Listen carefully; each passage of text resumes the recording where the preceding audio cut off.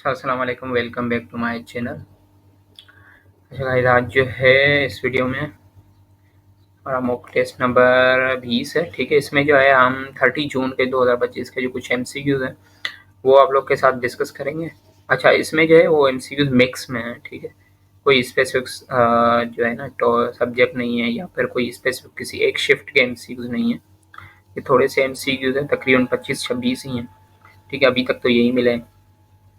ठीक है, अगर और भी मिलेंगे तो आपके साथ जो है शेयर कर लेंगे। बाकी जो एमसीक्यूज है भैया, इतनी एमसीक्यूज है तो आप लोग के साथ जो है ना वो डिस्कस कर लेते हैं। ठीक है, अच्छा, सबसे पहले फर्स्ट एमसीक्यूज है कि एक चार्ज जो है वो रेस्ट में होता है तो वो किस किस्म की जो है फील्ड होती है, तो वो इलेक्ट्रिक फील्ड होता है।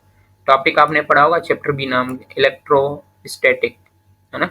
इलेक्ट्रोस्टैटिक चैप्टर जो पढ़ा होगा तो वो भी आपका क्या होता है, इलेक्ट्रोस्टैटिक का मतलब होता है, इलेक्ट्रिक का मतलब होता है चार्जेस, और स्टैटिक मतलब होता है रेस्ट। वो चार्जेस जो रेस्ट में हो उसको हम इलेक्ट्रोस्टैटिक या इलेक्ट्रिक फील्ड वाला कंसेप्ट बोलते हैं। ठीक है, एक वो region where two charges experience a force is called, एक जहाँ पे दो चार्जेस हों, एक ऐसा रीजन जहाँ पे दो चार्जेस हों और फोर्स अप्लाई करें एक दूसरे पे, तो वो आपका क्या होगा, इलेक्ट्रिक फील्ड होगा। अब देखें, एक तो इलेक्ट्रिक फील्ड सेंटर में होगी और बाहर से एक और चार्ज आप लेके आओ उसको, जिसको आप बोलते हो टेस्ट चार्ज।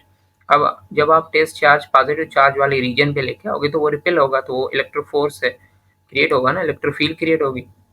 ठीक है, उसके अलावा जो है सेंटर में अगर नेगेटिव चार्ज है, ठीक है, और आप टेस्ट चार्ज लेके आते हो, वो क्या करेंगे, फोर्स उस पर भी अप्लाई करेगा और वो उसी चार्ज को अट्रैक्ट कर लेगा अपने आप।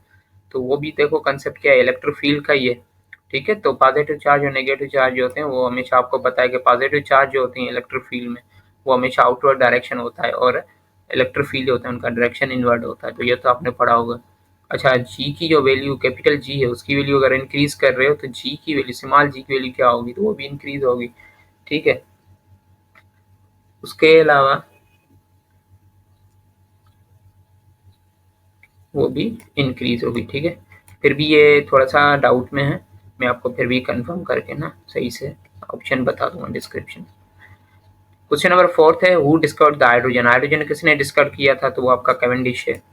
ठीक है, ये पिक वगैरह लगाया हुआ है, देख लें। लॉ ऑफ रिलेटिविटी जो है वो किसने दिया हुआ था, वो आइंस्टाइन ने। ठीक,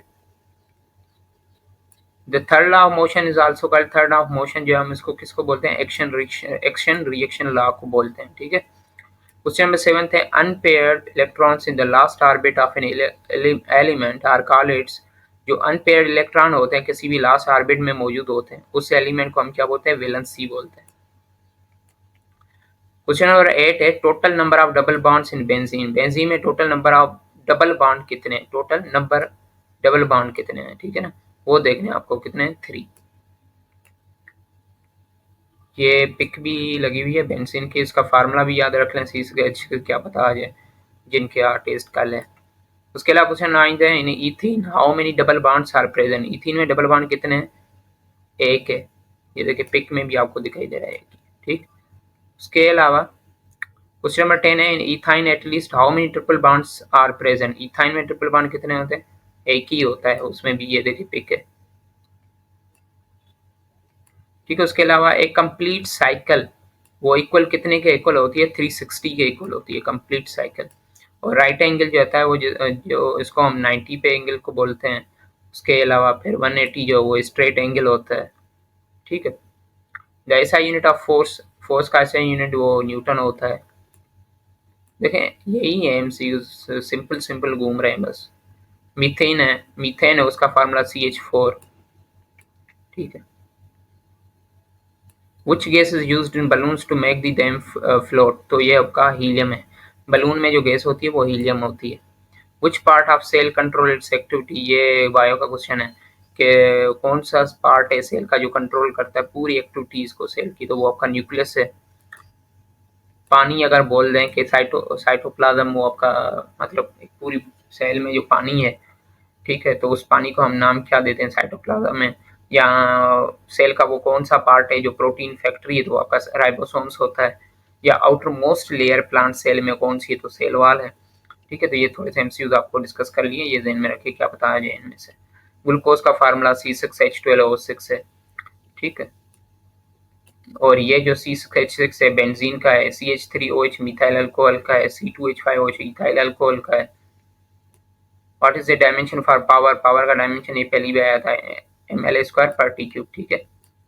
अच्छा, अभी ये जो एमसीयूज है ना सारे, अभी इस तरह नहीं है कि मतलब कुछ बच्चे बोलते हैं कि सर इनमें से एमसीयूज आए नहीं यहाँ पर, ये रिपीट नहीं हुए, तो ज़रूरी नहीं है कि एमसीक्यूज रिपीट हों, ठीक है। वो एमसीक्यूज रिपीट भी होते हैं, मगर ये है कि कुछ ऑप्शंस वो आगे पीछे कर लेते हैं, आप कंफ्यूज हो जाते हैं। बाकी अगर आप थोड़ा सा ज़हन लगाएंगे ना तो पास पेपर से ही एमसीक्यूज होते रहते हैं, ठीक है। काफ़ी स्टूडेंट्स ने भी मुझे बोला हुआ है कि सर एमसीक्यूज तो तकरीबन सेम ही है, मगर ये है कि वहाँ पे थोड़ा सा थोड़ी सी जैसे थोड़ा सा डिफरेंस कर लेते हैं, जिसको आयरनी इंग्लिश में बोलते हैं, वर्ड के लिटिल बिट डिफरेंस कर लेते हैं, तो उसको एमसीक्यू जो है ना थोड़ा सा आप ज़हन पे जोर लगाएंगे तो आपका एमसीक्यूज आ जाएगा। अगर सारे ये मॉक टेस्ट वगैरह जो भी देखी हैं आपने, ठीक है, पास पेपर तो हो जाएगा।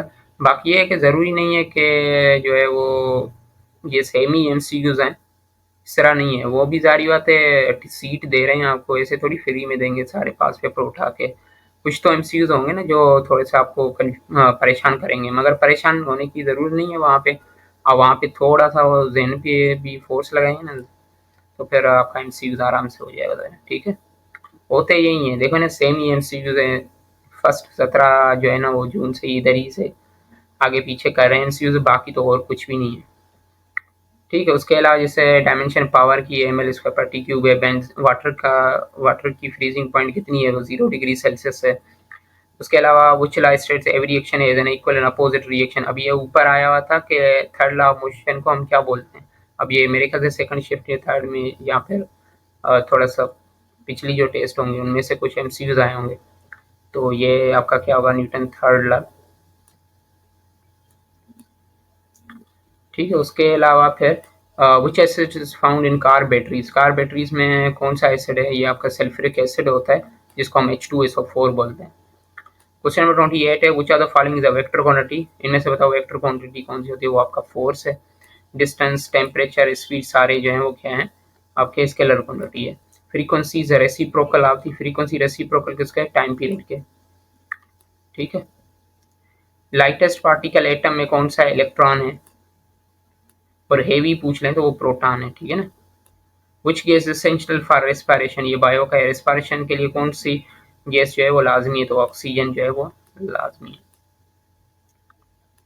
एंगुलर डिस्प्लेसमेंट किस में मेजर करते हैं, अब रेडियन में।